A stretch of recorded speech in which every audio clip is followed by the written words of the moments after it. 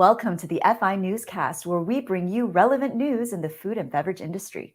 Today is Friday, August 25th, 2023. I'm Susan Choi, your host for this show. We have a special guest for you today. His name is Darren Seifer, and he is a food and beverage industry analyst with Circana, one of the leading market research firms out there. It'll be a conversation chock full of great insights into the latest in the food industry. But first, let's cover some of the top stories from this week so far. The Subway sales process has finally reached its conclusion. According to multiple media reports, Roark Capital acquired the sandwich chain for more than $9 billion and fended off an acquisition attempt by TDR Capital and Sycamore Partners earlier this week.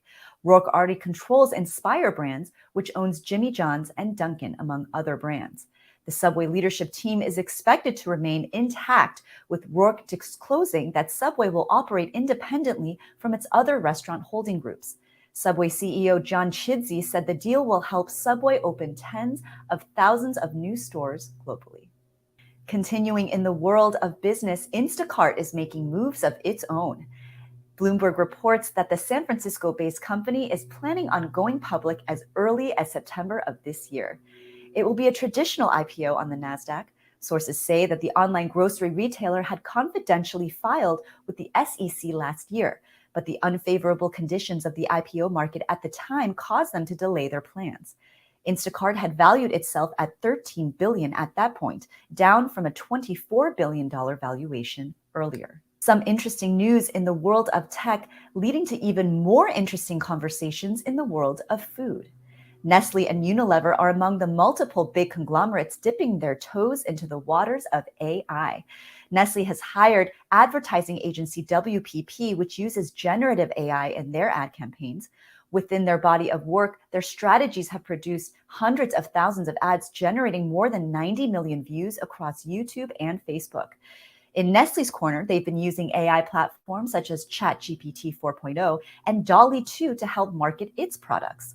The companies that are following suit claim the benefits are enormous, such as exponential rises in productivity and steep drops in costs. But leaders in the industry also warn of the potential dangers that come with the implementation, such as security issues, copyright issues, and inherent bias, amongst other concerns. Meanwhile, other companies can be divided when it comes to technology. Yum Brands has announced that it wants to go 100% digital in its transactions. That means using websites, mobile apps, third-party aggregators, or in-store kiosks. The fast food giant is also exploring using AI in its drive-thrus, much like White Castle is doing right now. Yum's digital sales exceeded 45% of total global sales in its most recent quarter. CFO Chris Turner said that it is depending on, quote, new innovations in order to move towards their goal. On the opposite end of things, Trader Joe's CEO Brian 𝗙𝗏𝗆 announced on the Inside Trader Joe's podcast that they would not be moving towards self-checkout in their stores anytime soon. He states, quote, "We believe in people, and we're not trying to get rid of our crew members for efficiency's sake." And finally, a potentially big step forward towards fighting crime in the world of cheese.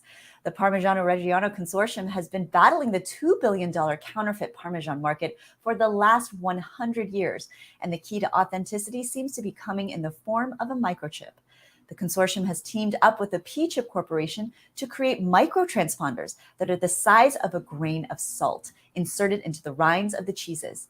This will allow consumers to trace the product back to where it originated. The microchips are food safe, but are not expected to be eaten given its location on the hard rind. It's a new hope for the cheese, which dates back to as far as the Middle Ages. And those are your top stories. We're going to turn now to our special guest, Darren Seifer. He is a veteran food and beverage industry analyst with Circana, a notable market research firm focused on consumer behavior. He has more than 20 years of experience at the intersection of public relations and content marketing. He turns numbers and dry data into salient insights on the business of food. He has been featured on The Today Show, NBC Nightly News, The Wall Street Journal, and NPR. FI CEO and managing partner Brian Choi got to chat with him on the latest in the food and beverage industry. Let's take a look. Darren, welcome to the FI Newscast. You are an analyst, a food and beverage analyst at Circana. You cover food and beverage trends on a day-to-day basis. I'd like to kick things off and get your thoughts on overall perception, consumer perception on health and wellness. You have an interesting approach to describing the ways consumers currently view health and wellness, which you term the 3 Rs: relax, re-energize, and relief. Can you walk us through these 3 Rs and how this framework differs from historical norms? Yeah, well, first off, thanks for having me back. It's always a pleasure to be speaking with you guys. But I talk about health and wellness these days in 3 Rs. I feel like those 3 Rs really encompass much of what we're seeing today. So the first one is relax. And thinking about that, that's all about helping people sleep. And think about those nights when you just couldn't turn your brain off. You still have all those stressors from the day.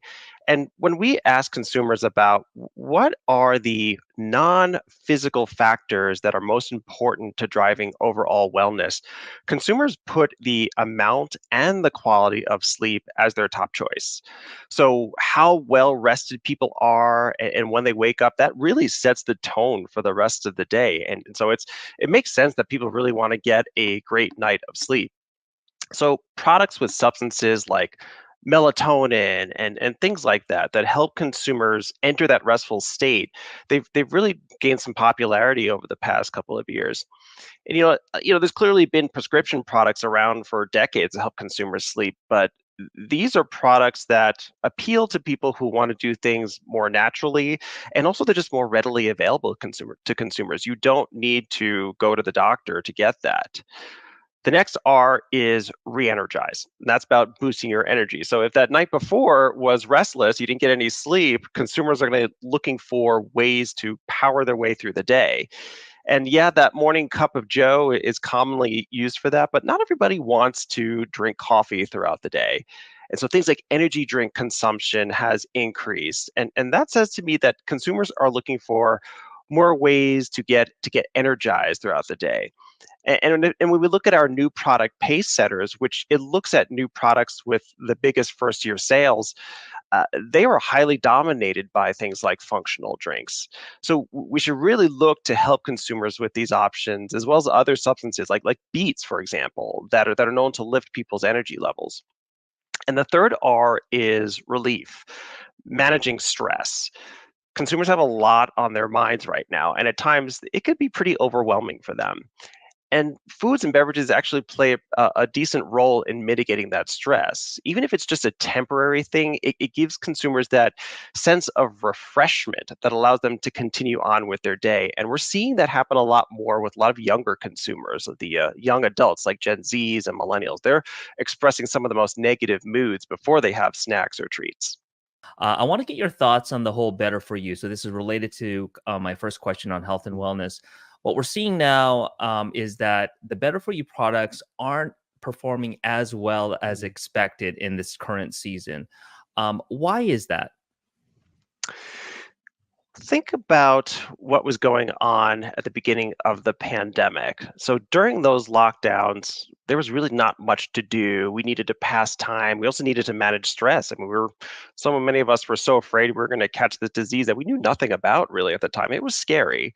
And many people turned to sweet snacks and even homemade sweet baking to handle both the stress and just passing of the time. And consumers saw sweet indulgences as a way to mitigate that stress. Again, even if it's just temporary, it did the trick for consumers. I'll add that this didn't just start with the pandemic. Before the pandemic started, we were actually seeing that sweets were starting to come back up a little bit and better for you was starting to plateau. But the pandemic kind of just threw that into high gear. And yeah, well, today we're not quite as concerned about COVID as we were in 2020, but we're still dealing with some major stressors. We've got high prices affecting everything that we want to purchase right now, especially foods and beverages. And once we pay for foods and beverages, there isn't much left over for much else, and so that's a stressor for consumers. Adding to that are things like the student loan repayments that are going to start happening again, cuts in SNAP benefits, housing costs. There's just a lot on consumers' minds right now.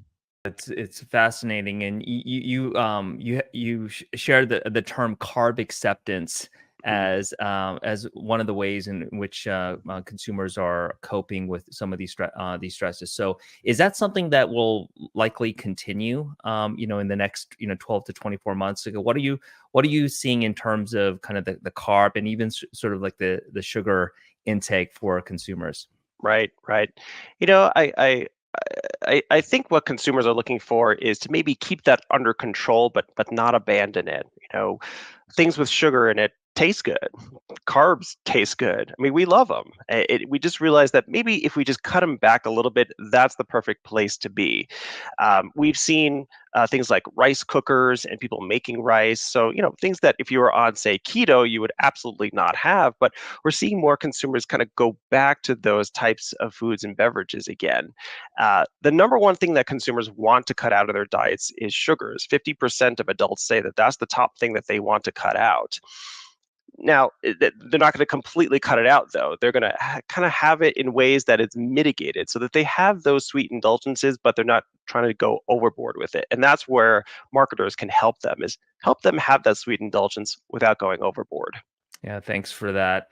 I have a quick question on snacking. Food Institute recently did a study, with Mondelez about the state of snacking, and one of the things that we found out, or two of the themes, is that not only are consumers snacking more frequently than let's say 5-10 years ago, but more consumers around the world, like in terms of penetration, they're snacking more as well. What have you found in your work at Circana as it relates to snacking behavior? Yeah, this is actually a really timely question. I recently co-authored our Future of Snacking report, and we did see that in there as well. We are snacking more often outside of main meals. We are having snack foods with our main meals more as well, but we are also seeing that those occasions that are just for snacking or treating are increasing as well.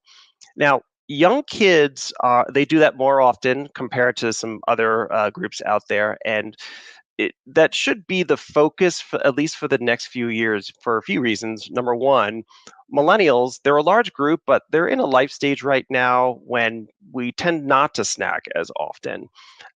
Boomers, they're in a high snacking area, but they're at a life stage when they're on a plateau. Also, the size of the boomer population is starting to decrease. And so we can't expect to have the same amount of growth coming from that either. Gen Xers, which I'm a part of, we do snack a lot and we're in a ramp up phase, but we're not that big of a group. And so really the growth that we're seeing right now is coming from young kids. And that's tricky because we don't want to market directly to kids. So we need to talk to the gatekeeping parents about appropriate snacks for their kids. We're going to take a quick break, but we'll have more with Darren Seifer of Circana when we come back. Stay with us.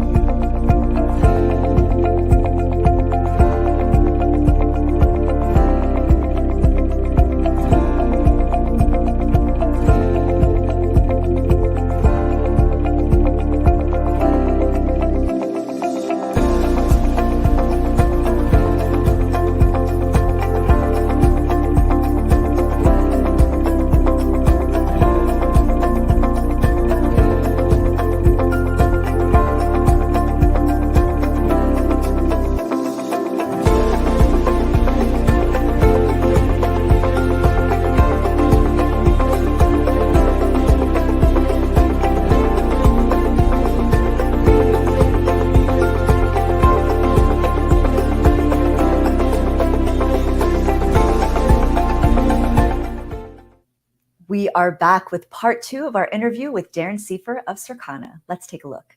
I want to shift gears, Darren. We've had you on a number of webinars focused on the plant-based industry. And, in the wake of Beyond Meat's earnings this past, the past couple of weeks, we've seen revenues and also kind of volumes, decline. What can you tell us about the plant-based meat analog industry? The Beyond Meats, the Impossibles. What are you seeing there in terms of current state and kind of future growth? Yeah, I try not to let the financial results of one company define an entire sector. It is true the sector is a little challenged at the moment, but I do think that the expectations were set far too high for this sector. They were really expected to radically alter the way that consumers eat, but we have to remember that our eating patterns are very habitual. It takes time for us to change if we're going to change at all. So I will say that younger consumers are much more open to these solutions. We've seen that they are more likely to choose these solutions for environmental or animal welfare reasons, and it's just something that they grew up with too. For some of the older consumers like boomers and even seniors beyond them, uh, this is kind of a radical idea for them. And also, not to mention that they're in a life stage when they typically don't like change too much. Whereas some of our younger consumers, they're open to it. They're bringing some new ideas to their dinner tables all the time. And so I see this sector as a way for consumers to reduce the amount of meats that they're consuming. We hear that from consumers that they are trying to be reducitarian. I think that's a term that a lot of them like to use. So they're not abandoning meat, but they want to find ways to get their proteins without having to have meat in addition to the meat that they're having. What about the plant-based milk industry? So we've seen a huge upsurge in the oat milk category in recent years.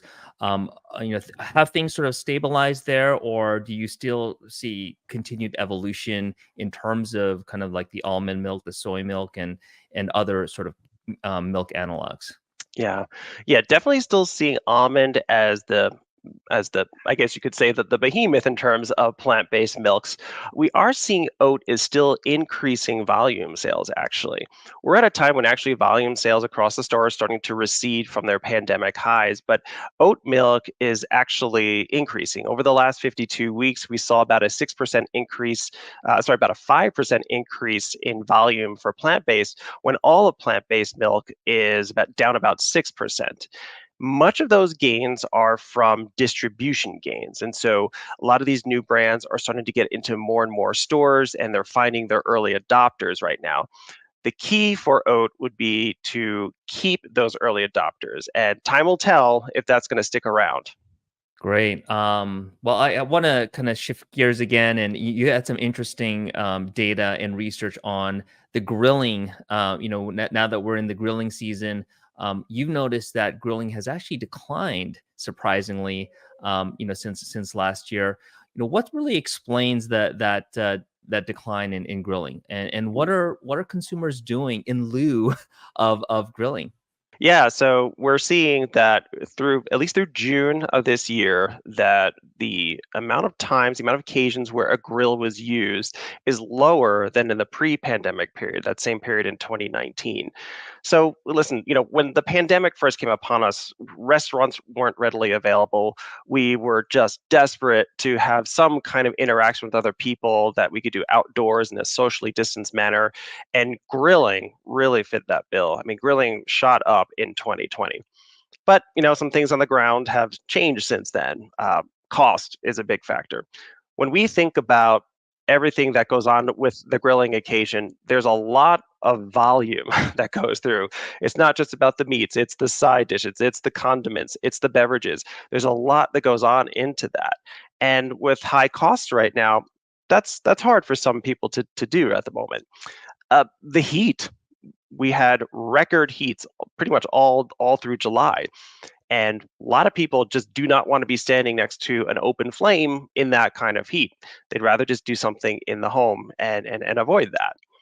And frankly, time is a big factor too. It takes a while to make these meals. And with people commuting again, time is being taken out of their daily budget. And so just there's been a confluence of events that have just prevented people from being able to grill as often. And the last question for you, Darren. You mentioned inflation in an earlier answer. I wanted to get your thoughts on how inflation, though it's been somewhat tamed, over the past, 6 months, how is that continuing to affect consumers? Are they moving from more branded into kind of private label? Can you share a little bit more about how consumers are dealing with inflation? We've certainly seen over the last couple of years that there has been a shift towards more value brands and even private label brands in terms of the dollar share. And so that is certainly one way that consumers try to mitigate their costs. costs. If they feel that the value and private label item is just as good as the one that they've been buying all along, they're willing to make that switch. And yeah, even though inflation right now is starting to subside, it's starting to get into some of the lower single digits, we have to keep in mind that prices have not gone down since all this started. And in some cases, prices today are 30% higher than it was in 2019. And consumers are still paying that and trying to fit that into their budget too. So for those who are really struggling to pay for things after they buy food, the fact that there's disinflation is not much comfort right now. And so I would expect to see some of that continuing as well. I would also expect to see a little more channel shifting. So people going more towards mass or discounters to try and get some of the same things they were getting at maybe a lower price.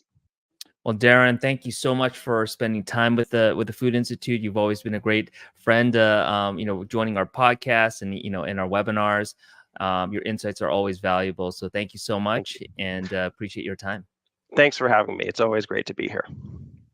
Darren Seifer of Circana and FI CEO and Managing Partner Brian Choi, our thanks to the two of them for that great conversation. Before we go, we're going to take a look at what's coming up in the food industry in the coming days. On Tuesday, August 29th, the Conference Board releases the latest numbers on consumer confidence.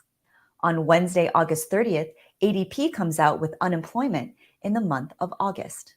And I want to mention once again that FI is partnering with 𝗙𝗿𝗂𝗀𝘆 𝗔𝘂𝗀𝘆 to provide live stream coverage of its Food and Beverage Trade Expo in Dallas, Texas, from September 27th to the 28th.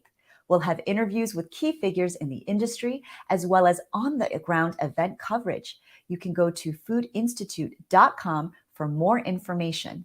And in an exclusive bonus, FI members can register to attend this event for free. Click on the link in the description of this newscast to find out more. And that's our show. Thanks so much for watching. I want to remind you to like, comment, share, and subscribe to our social media channels. The support really makes a difference for us. Thanks again for watching. Have a great weekend and take care.